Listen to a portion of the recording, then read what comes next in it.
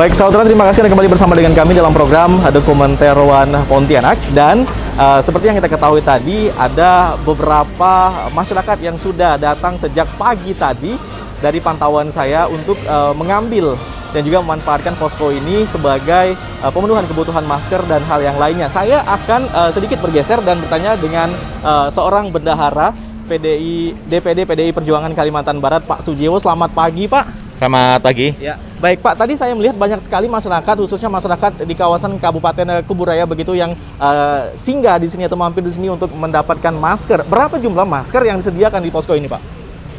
Kalau di posko ini memang kita menyediakan tuh rata-rata 500-an ya, 500-an masker.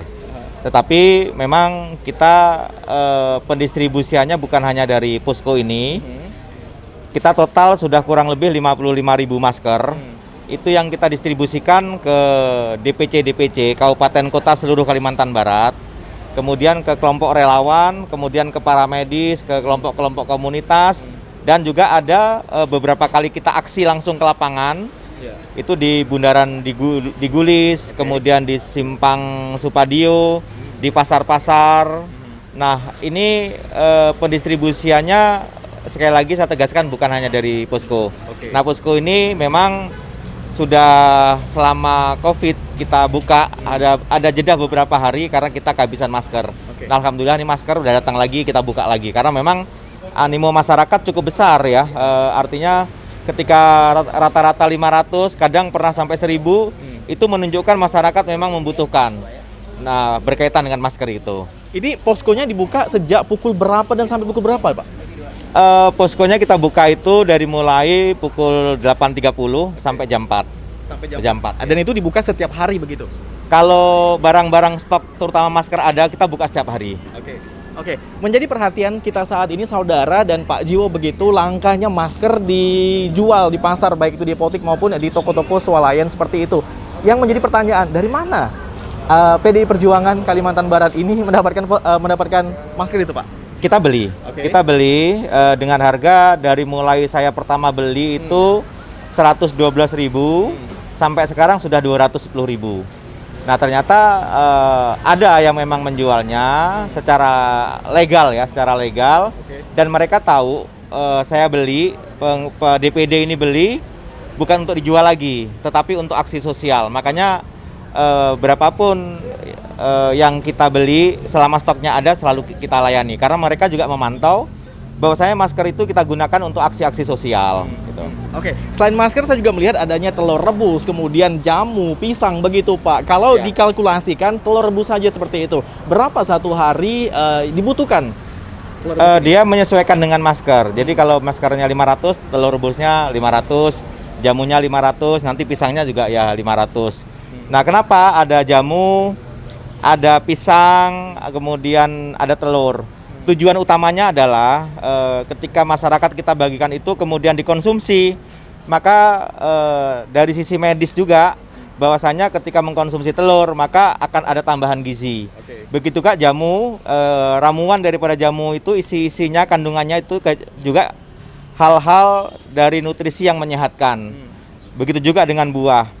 Nah, harapan kita adalah ketika masyarakat mengkonsumsi itu otomatis stamina dia akan baik. Oke, Pak Jiwo, saya juga melihat ada yang menarik di sini saudara, tidak hanya jamu, telur dan masker saja. Di sini juga ada beberapa tangki air gitu. Kita bisa bergeser saja, Pak, begitu. Ya. Tidak hanya sampai di situ saja, bahkan DPD PDI Perjuangan Kalimantan Barat juga membagikan tangki air secara gratis. Tindakan ini dilakukan dalam upaya pencegahan dan memutus mata rantai penyebaran COVID-19 dengan melakukan pola hidup bersih, dengan selalu mencuci tangan. Nyalakan kawan, api bergerakkan, satukan diri, gemapkan, bangkit merdeka sejati. Bangkit bergerak, berjuang bersama, tujuan kita Indonesia Raya. PDI Perjuangan, PDI gotong royong bersama rakyat dalam satu barisan. Pak, untuk apa dan apa fungsinya, Pak? Jadi tangki air ini dia ada 3 keran. Oke. Nah, kerannya ini ada wastafelnya. Tujuan utamanya adalah untuk cuci tangan. Oke. Kenapa? Salah satu untuk kita disiplin diri adalah sesering mungkin untuk cuci tangan. Dengan cuci tangan maka virus itu dengan cuci tangan menggunakan air mengalir dan sabun, para medis, para dokter menyatakan, para ahlinya itu virus itu akan mati. Bakteri juga akan hilang, dan dengan kita cuci tangan maka potensi tangan kita ini akan bersih dan steril. Oke. Nah, jadi tujuan utama kita adalah kita letakkan di tempat-tempat ruang-ruang publik ya, seperti di pasar, pelabuhan, terminal, rumah sakit, dan ruang-ruang publik lainnya. Kemudian tujuannya tadi untuk mencuci tangan, dan harapan kita sampai nanti corona mereda ya, tangki-tangki air wastafel untuk cuci tangan ini tetap berada di tempat yang kita letakkan sekarang ini, supaya PDI Perjuangan akan mengajak kepada elemen masyarakat untuk menerapkan dan membudayakan hidup bersih dan sehat.